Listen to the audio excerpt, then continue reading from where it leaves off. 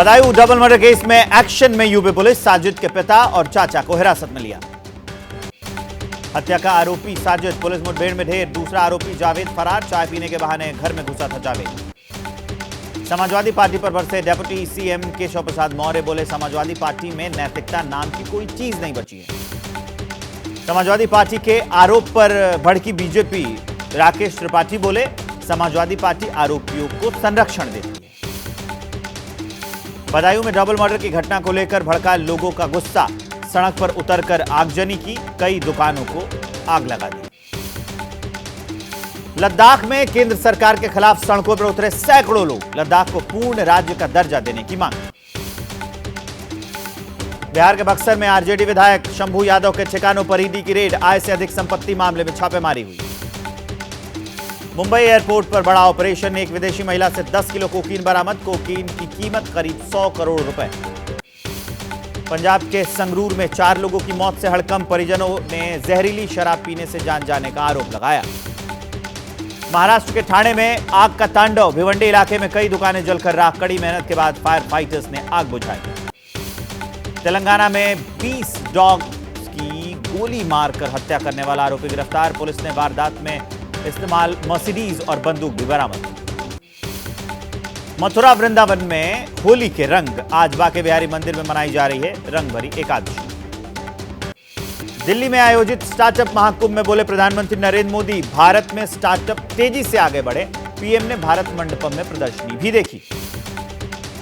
चुनाव के बीच प्रधानमंत्री मोदी का भूटान दौरा, राजधानी थिम्पू, पीएम के इंतजार में सज धज कर तैयार। ईडी के समन के खिलाफ केजरीवाल की याचिका पर दिल्ली हाईकोर्ट में सुनवाई, हाईकोर्ट ने ईडी से 2 हफ्ते में मांगा जवाब, 22 अप्रैल को अगली सुनवाई।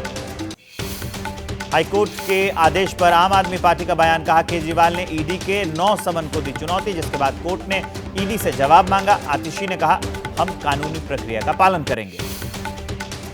बीजेपी नेता हरीश खुराना का केजरीवाल पर हमला, बोले आरोपी जो अब सरकारी गवाह हैं, उसने 100 करोड़ रुपए लेन देन की बात कही। दिल्ली सरकार में मंत्री सौरभ भारद्वाज ने कहा चुनाव प्रचार से अरविंद केजरीवाल को हटाना चाहिए बीजेपी। पैसे लेकर संसद में सवाल पूछने के मामले में टीएमसी नेता महुआ मोइत्रा की मुश्किल बढ़ी, लोकपाल ने सीबीआई जांच के आदेश दिए।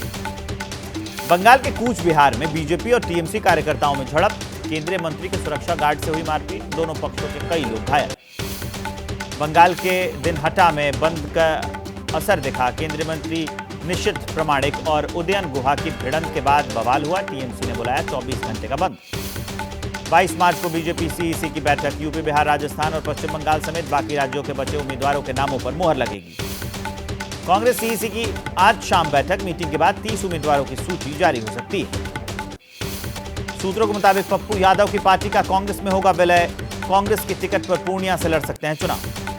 पप्पू यादव का बड़ा बयान, कहा लालू परिवार के साथ खड़ा हूं, पूर्णिया से चुनाव लड़ने के दिए संकेत। चुनाव से पहले झारखंड में बीजेपी को एक झटका लगा है, मांडू सीट से बीजेपी विधायक जयप्रकाश पटेल कांग्रेस में शामिल हो गए। महाराष्ट्र विकास अघाड़ी कल करेगा सीट बंटवारे का ऐलान, सूत्रों के मुताबिक 48 में से 19 सीट पर कांग्रेस लड़ेगी। सूत्रों के मुताबिक शिवसेना उद्धव गुट को 23, एनसीपी शरद गुट को 6 सीट कल हो सकता है इसका ऐलान। प्रकाश अंबेडकर से सीटों पर सहमति नहीं बन सकी। बिहार महागठबंधन में सीट बंटवारे को लेकर दिल्ली में हुई बैठक, आरजेडी नेता मनोज झा बोले 2 से 3 दिन में सभी चीजें तय हो जाएंगी। आज चिराग पासवान की पार्टी एलजेपी रामविलास की दिल्ली में अहम बैठक, बिहार की 5 सीटों पर उम्मीदवारों को लेकर मंथन।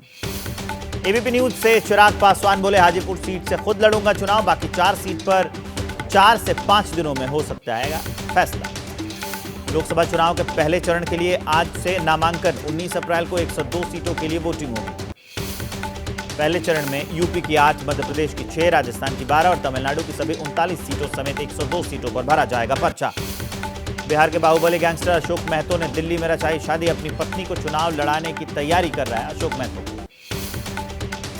पत्नी के साथ राबड़ी देवी से मिला बाहुबली अशोक महतो, ललन सिंह के खिलाफ आरजेडी की टिकट पर पत्नी को चुनावी मैदान में उतारने का प्लान। पशुपति पारस का इस्तीफा मंजूर, फूड प्रोसेसिंग मिनिस्ट्री का अतिरिक्त चार्ज कैबिनेट मंत्री किरण रिजिजू को सौंपा गया।